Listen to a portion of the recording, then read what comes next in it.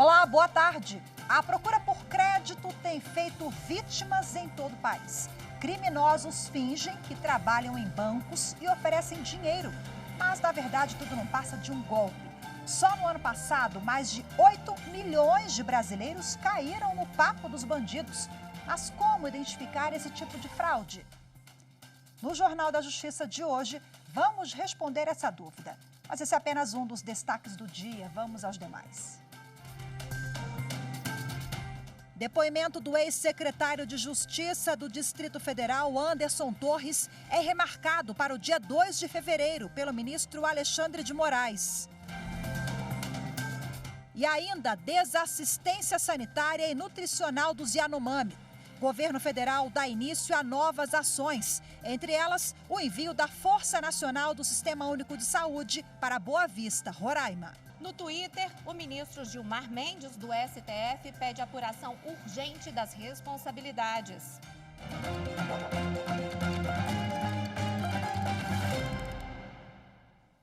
O ministro Alexandre de Moraes, do Supremo Tribunal Federal, determinou a abertura de mais 3 inquéritos sobre os atos de vandalismo do dia 8 de janeiro.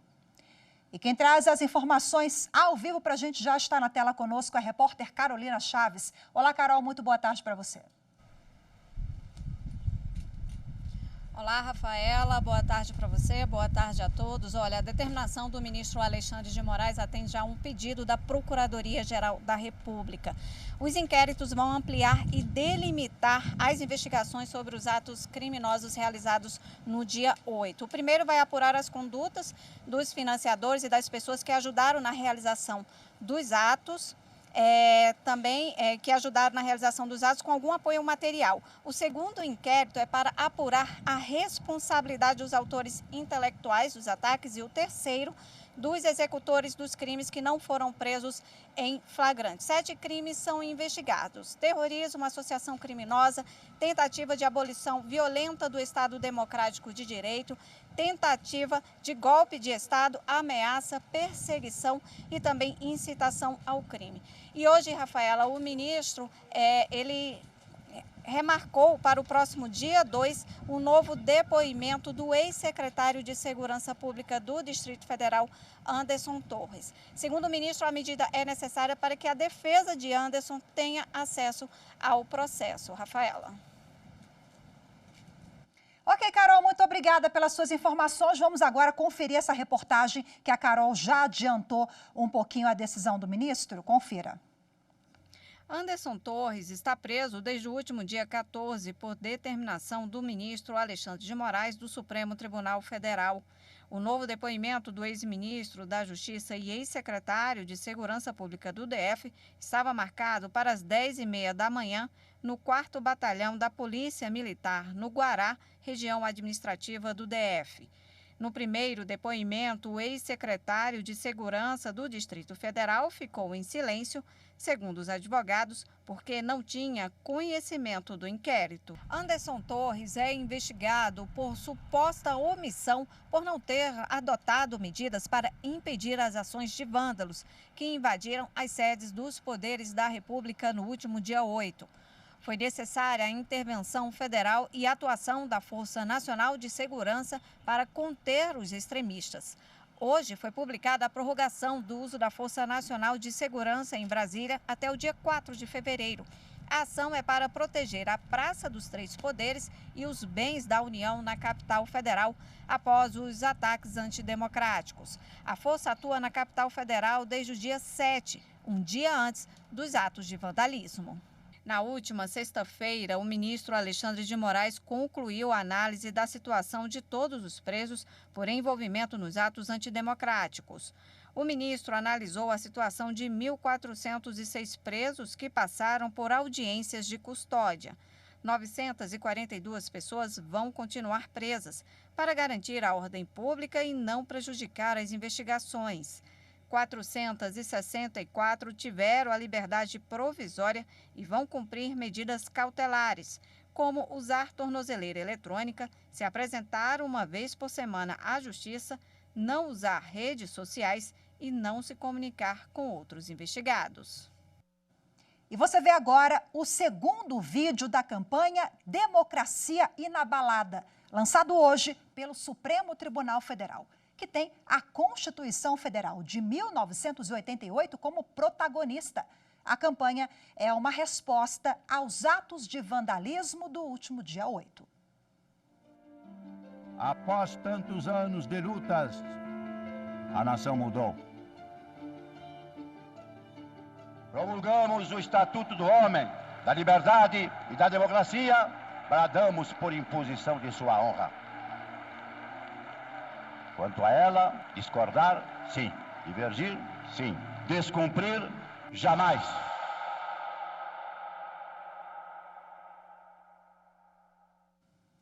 O Superior Tribunal de Justiça considerou nulo o consentimento para ingresso da polícia em residência após prisão em flagrante por motivo diverso.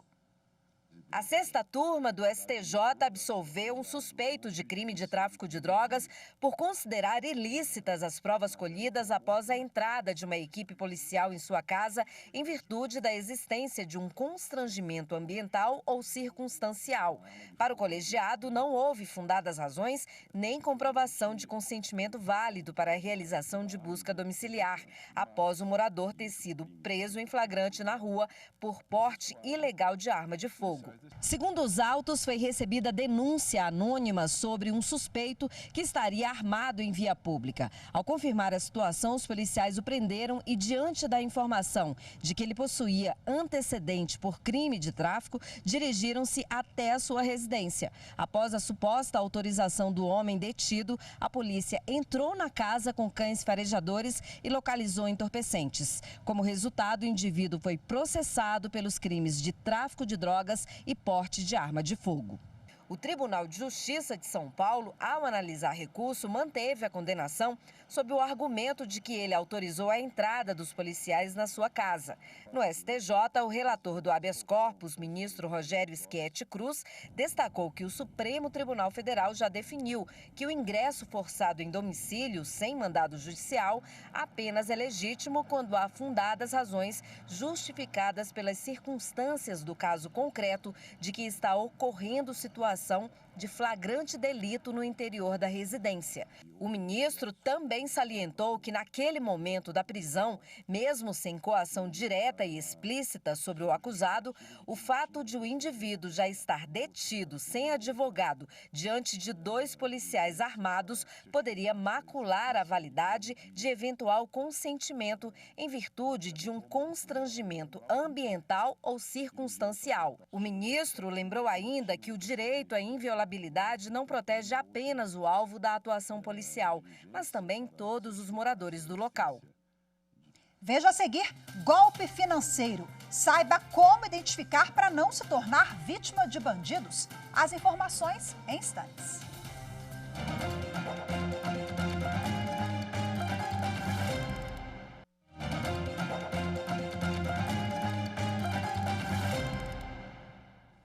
Mais de 8 milhões de brasileiros foram vítimas de golpes financeiros no ano passado. Segundo o levantamento do SPC, o Serviço de Proteção ao Crédito, entre as fraudes mais comuns estão os empréstimos ilegais.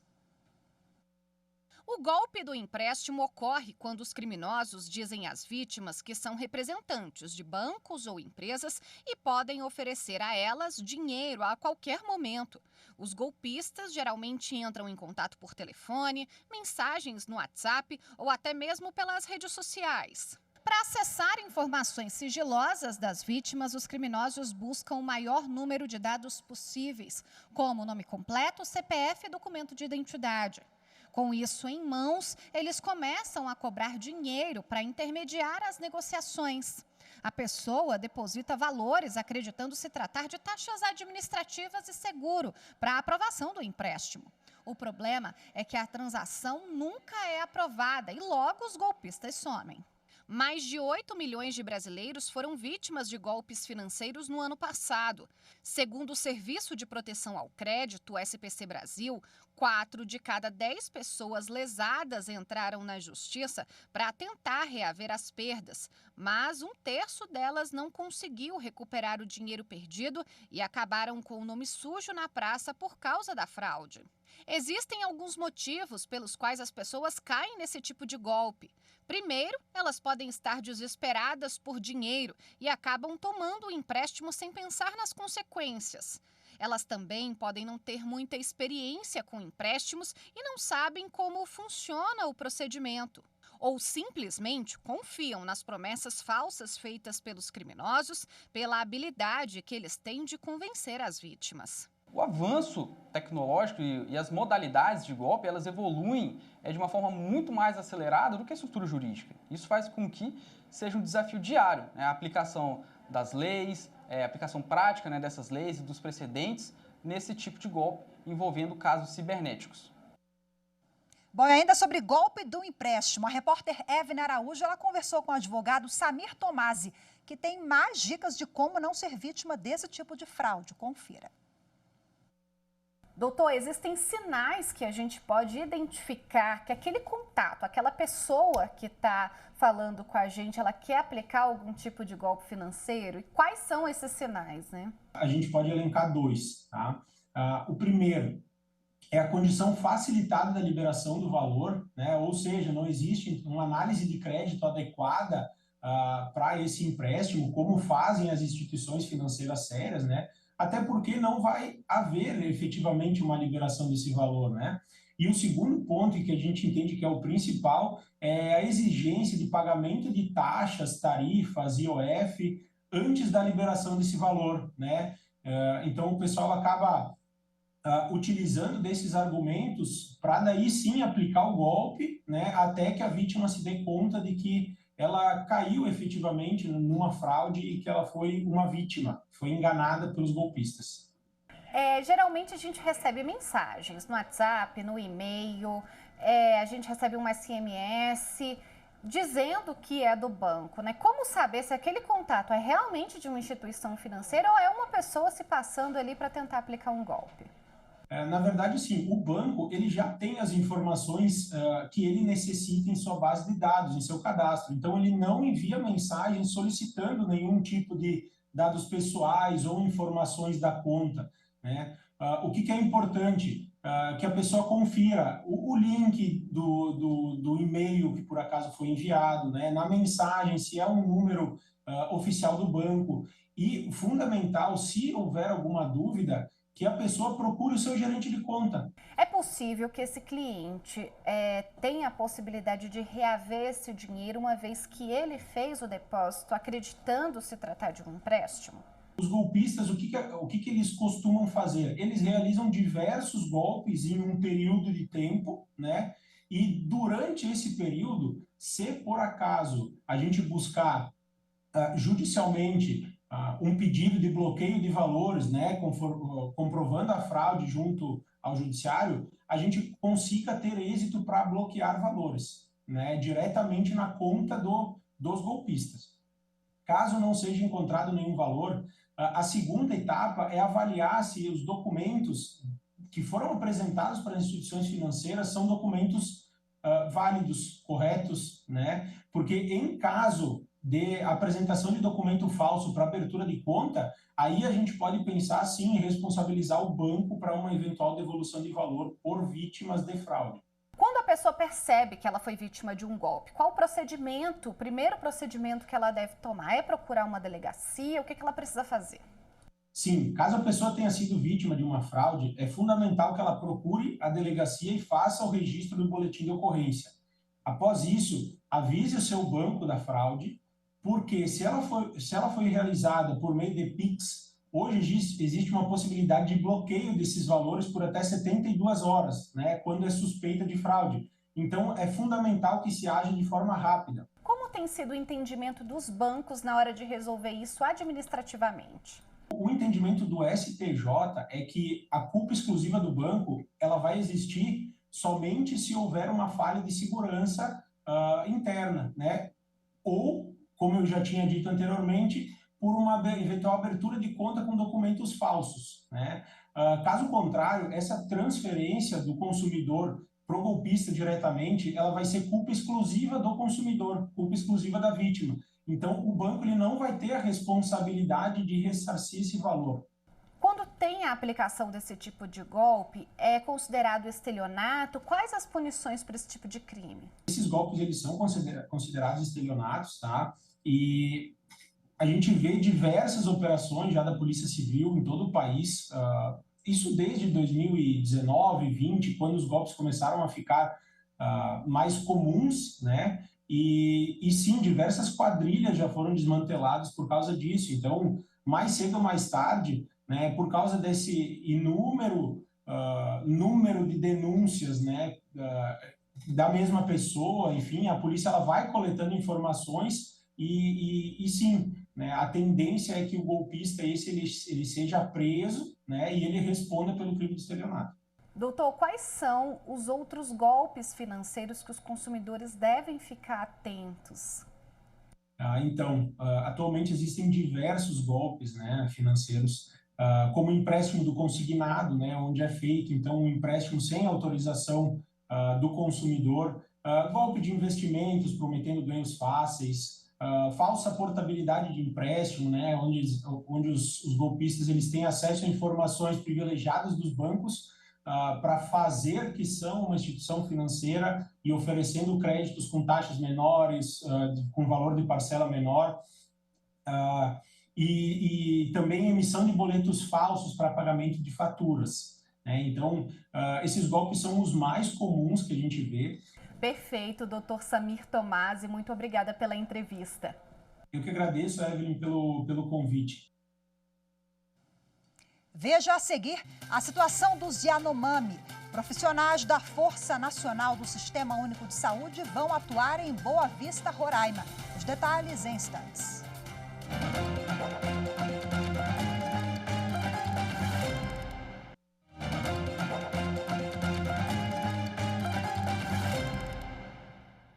A seção 2 de dissídios individuais do Tribunal Superior do Trabalho reconheceu o direito do Banco Bradesco de dispensar, sem justa causa, um bancário do Rio de Janeiro durante a pandemia da Covid-19.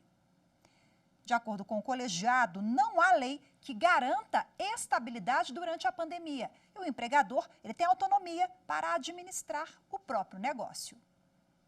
O bancário recorreu à Justiça do Trabalho para anular a demissão ocorrida em outubro de 2020, com a alegação de que teria sido dispensado quando o país estava em estado de calamidade pública. Segundo ele, o banco se comprometeu publicamente a suspender as dispensas nesse período. Como ele não se beneficiou desse compromisso, ao contrário de outros colegas, alegou que a dispensa foi discriminatória. O juízo de primeiro grau declarou nula a dispensa e determinou a reintegração do bancário ao emprego, com o pagamento dos salários do período de afastamento, além de indenização por dano moral. O Bradesco ingressou com mandado de segurança para cassar a decisão da Vara do Trabalho. No entanto, o Tribunal Regional do Trabalho, da Primeira Região no Rio de Janeiro, manteve a sentença. No TST, o entendimento foi outro. Em recurso encaminhado à SDI 2, o banco afirmou que a garantia de emprego decorre de previsão legal ou norma coletiva, condições que não existem no caso.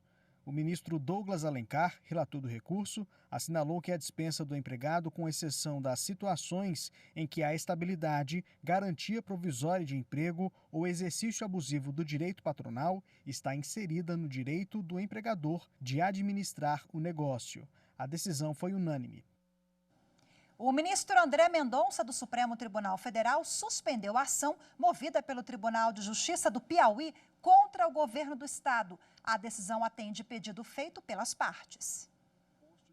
O ministro André Mendonça, do STF, estabeleceu o prazo de 60 dias para a suspensão do processo. O caso trata de mandado de segurança movido pelo Tribunal de Justiça do Piauí contra o governo do estado, por não fazer os repasses de duodécimos do orçamento, que somam 6 bilhões e 800 milhões de reais. O pagamento de duodécimo Por lei, que o Poder Executivo deve fazer todos os meses o repasse para os demais poderes de valores previstos no orçamento. O Tribunal de Justiça do Piauí entrou com um mandado de segurança porque o governo do estado não fez esses repasses. No mês passado, em audiência, o ministro André Mendonça determinou que o tribunal e o governo do estado apresentassem uma proposta de medidas para regularizar a situação dos repasses futuros e um cronograma de pagamento das parcelas atrasadas. O Tribunal de Justiça de Minas Gerais já digitalizou mais de 3 milhões de processos por meio do projeto Virtualizar 5.0, o que torna a Justiça Mineira mais célere e acessível a todos. Os processos chegam em vans ao Fórum Lafayette, na capital mineira, para serem virtualizados. São pilhas e pilhas de documentos de Belo Horizonte e das comarcas do interior. Mas antes de começar o processo de digitalização, tudo precisa ser conferido e registrado pela equipe de apoio. O ritmo de trabalho é intenso. São digitalizados por dia cerca de 200 mil páginas de processos civis e criminais de primeira e de segunda instâncias. Já estão em meio eletrônico os processos da Vara da Família, que tratam de temas como pagamento de pensão e violência doméstica. O projeto Virtualizar 5.0 começou em 2020, durante a pandemia da Covid-19. Atualmente, 3,5 milhões de processos do Tribunal de Justiça de Minas Gerais já estão em meio eletrônico, o que representa 85% do total. Quase 150 pessoas trabalham para que os documentos fiquem acessíveis com a nova tecnologia. Cada página passa pelo scanner, onde é gerado um PDF para pesquisa, que na sequência é disponibilizado para inserção no processo de justiça eletrônico. Com o documento em fluxo digital, o acesso às informações para todas as partes envolvidas fica mais fácil e ágil. O presidente do Tribunal de Justiça de Minas Gerais, desembargador José Arthur de Carvalho Pereira Filho, assinou um novo termo de cooperação para garantir a conclusão dos trabalhos até junho de 2024. É um processo que visa celeridade, economicidade, porque você não está mais gastando papel, sustentabilidade, porque papel são árvores, né? E o juiz, o advogado, etc., podem peticionar de qualquer lugar do país ou fora do país, desde que esteja ligado à internet. Hoje a produtividade nossa é extremamente maior do que antigamente. Vamos pensar só no aspecto deslocamento. Não há necessidade mais de deslocamento. A pessoa pode trabalhar em casa. Então, o tempo perdido no deslocamento é possível fazer em casa. Nós tivemos um incremento, se não me engano, de 40% ou 50% a mais nossa produtividade em razão do uso da tecnologia. O superintendente administrativo adjunto do Tribunal de Justiça de Minas Gerais, desembargador Geraldo Augusto de Almeida, destaca a segurança da virtualização no armazenamento dos processos. Tivemos, ao correr de anos, fóruns incendiados, tivemos enchentes e, com isso, se perdiam documentos, processos. Então, a primeira eficiência do processo virtualizado é a segurança, na guarda de toda a documentação, de todas as provas, de todos os documentos que formam cada um dos processos. Mais processos em meio eletrônico, menos movimento nos fóruns, principalmente de advogados. Os servidores que trabalhavam na encadernação e para numerar processos agora podem atuar em outras atividades. E graças à tecnologia, a famosa cena de armários lotados de processos já faz parte do passado nos tribunais de Minas. Uma das grandes despesas que o tribunal tem é das grandes centrais de arquivo para armazenamento dos processos que são extintos, concluídos, né? Eles ficam anos em arquivos que têm que ser alugados pelo tribunal ou colocados em prédios próprios. E até em outra instância, a gente for avaliar até na arquitetura, na estruturação dos novos edifícios forenses. Sendo que antes precisávamos de muito espaço para armazenar processos, hoje os espaços são mais reduzidos. Os espaços são mais destinados para o conforto, o bem-estar tanto do público interno quanto do público externo, e não para o armazenamento daquele volume enorme de processos. Ainda hoje, a Força Nacional de Saúde deve ser enviada a Boa Vista, capital de Roraima, para acompanhar a situação dos Yanomami. No fim de semana, o presidente Lula esteve nas terras indígenas e ficou alarmado, estarrecido com o estado de saúde, principalmente das crianças.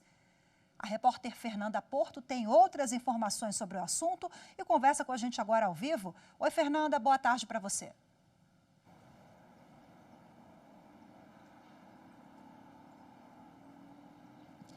Boa tarde, Cadu. Boa tarde a todos que nos acompanham. A medida foi anunciada pelo Ministério da Saúde em resposta às recomendações do Ministério Público Federal diante da crise sanitária e também nutricional dos povos indígenas Yanomami. Além da chegada dos integrantes da Força Nacional do SUS, também foi decretada a situação de emergência em saúde pública nas aldeias da região.